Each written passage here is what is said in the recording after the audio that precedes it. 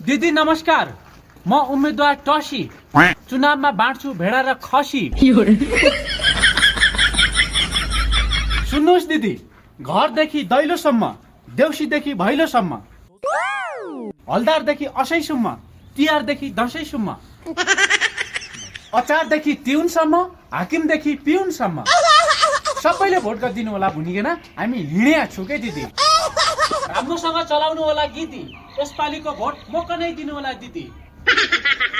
अब की बार टसी सरकार।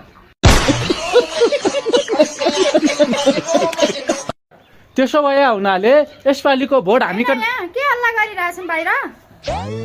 नानी, हामी यहाँ भोट दिनुहोस् भनेर उहाँलाई हामीले एजेन्डा सुनाइरहेको थियौँ त। तपाईँ के सुनाइराख्नु भएको छ? उहाँ त कानै सुन्नु न।